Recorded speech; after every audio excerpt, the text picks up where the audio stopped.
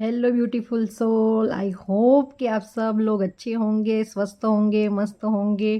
और मैं आपकी दोस्त दावड़ा निधि आप सभी का इस लाइफ चेंजिंग एक्टिविटी फीडबैक के अंदर, इस वीडियो के अंदर आपका स्वागत करती हूँ।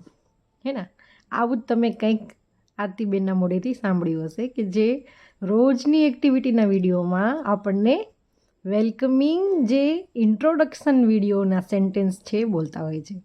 આ સાંભળતા જ શરૂઆતથી જ મારા ફેસ ઉપર છે એ સ્માઇલ આવી જતી હોય છે. એમના જ દરેક એક્ટિવિટીના વિડીયોની હું આતુરતાપૂર્વક રાહ જોતી હોઉં છું. આ ચહેરા ઉપર તમને જે ખુશી દેખાઈ રહી છે, જે હું તમારી સમક્ષ હવે મારા નવા નવા જે એક્સપિરિયન્સ છે જે આ વર્કશોપ દરમિયાન આવ્યા એ પણ તમને વ્યક્ત કરીશ.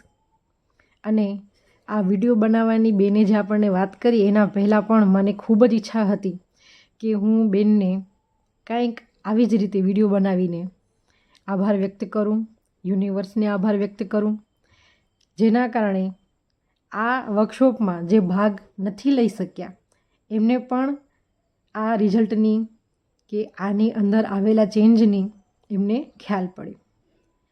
સૌ પ્રથમ તમને બધાને જણાવી દઉં કે આરતીબેન દ્વારા જે 28 દિવસ લાઈફ ચેન્જિંગ એક્ટિવિટી કરાવવામાં આવી એ નિઃશુલ્કપણે કરાવવામાં આવી છે, જેમાં ઘણા બધા મિત્રોએ આતુરતાપૂર્વક ભાગ લીધેલો અને દરરોજ જે એમના કહેલા ટાઈમ પ્રમાણે અમે આ એક્ટિવિટી એમને શેર કરી રહ્યા હતા કે અમે આ એક્ટિવિટી પૂરી કરી છે.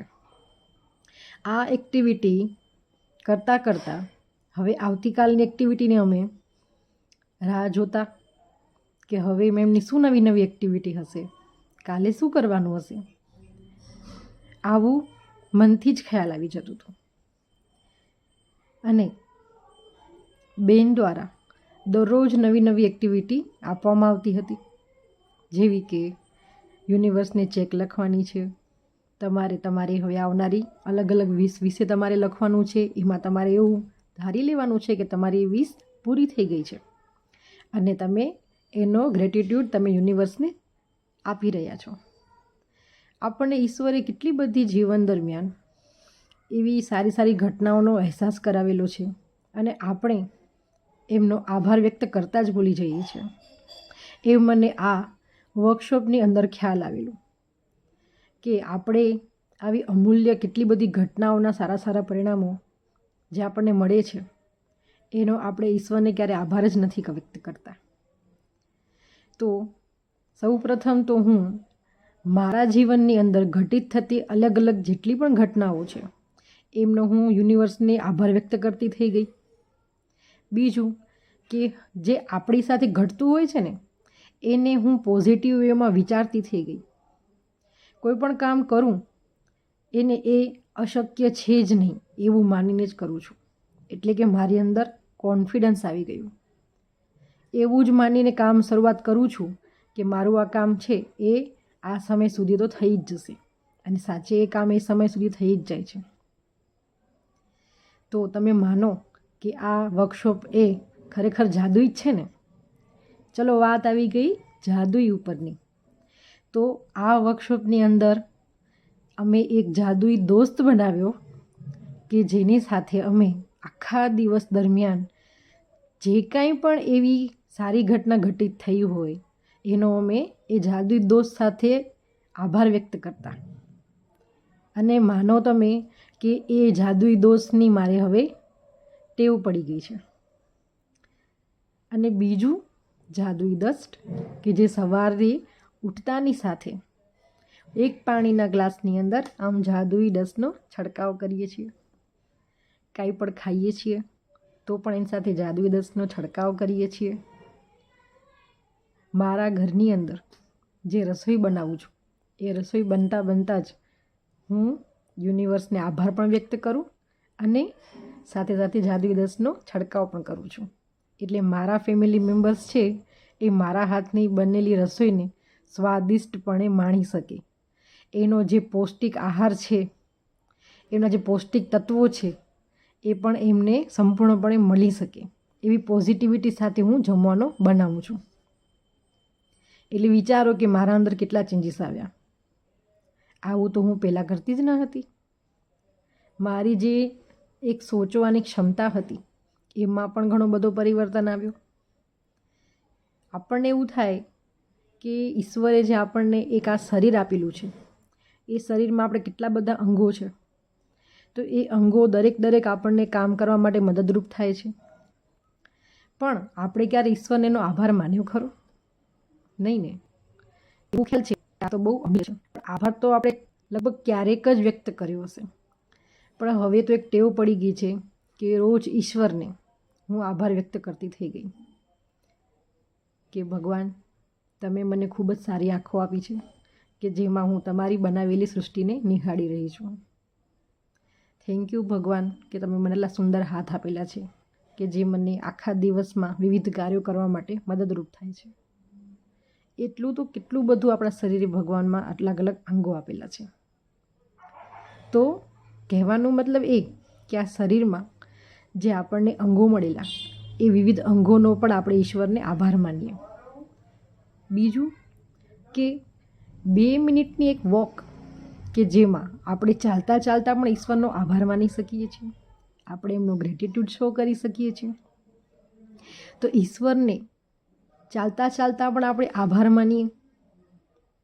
Thank you universe, thank you universe. આ પણ હું આ જ વર્કશોપ દરમિયાન શીખી. યુનિવર્સને પાસે આપણે એક કહેવાય ને, કામ કરતાં આપણી જીવનની જે કાંઈ પણ ઘટનાઓ ઘટિત થાય છે તો એમાં પણ આપણે એમને યાદ કરીએ. આપણે આપણા ખુદ માટે પણ આપણા માટે પણ એક સમય કાઢીએ. તો એ હું આ વર્કશોપ દરમિયાન શીખી. કોઈક સભ્યો માટે તૈયાર થઈ જતા હોઈએ છીએ કે ચાલો મારે આ કામ કરવું છે, ફટાફટ હું કરી લઉં. પણ જ્યારે બતાવે પોતા માટે તો આપણે એમાં પીછેહટ કરીએ છીએ. પણ સેલ્ફ લવ કેમ કરવું, પોતાના માટે ટાઈમ કાઢવો જરૂરી છે, એ પણ હું આ જ વર્કશોપ દરમિયાન શીખી. ઘણી બધી એક્ટિવિટી અમને આ વર્કશોપ દરમિયાન કરવામાં આવી અને આ એક્ટિવિટી દરમિયાન એવા વિઘ્નો પણ આવેલા મારા જીવનમાં જે કદાચ આપણે કહી શકીએ ને કે ઈશ્વર આપણી પરીક્ષા લઈ રહ્યો હોય કે આ એક્ટિવિટી થશે કે નહીં.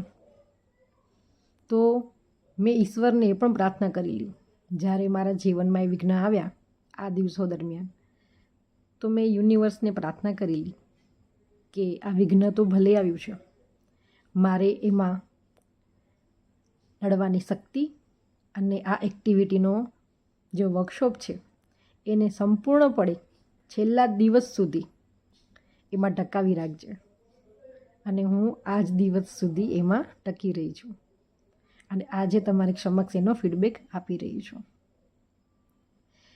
આના પહેલાં પણ આરતીબેન દ્વારા કરાવવામાં આવેલો 7 ચક્રા હીલિંગ વર્કશોપ પણ મેં એટેન્ડ કરેલો.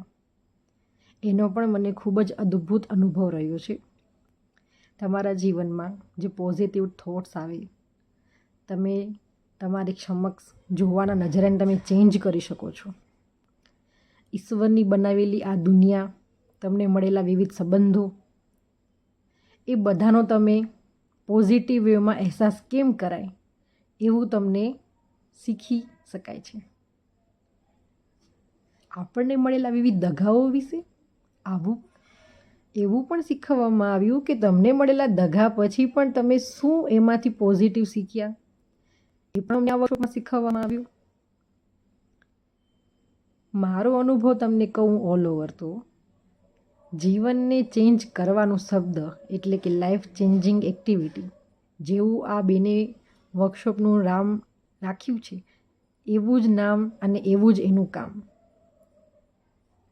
હવે આવનારા જે વર્કશોપ બેન દ્વારા યોજાય તો બાકી રહી ગયેલા મિત્રો પણ અઠવાડિયામાં ભાગ લેજો અને તમારી લાઈફને પણ તમે ચોક્કસપણે બદલશો એવી હું આશા રાખું છું.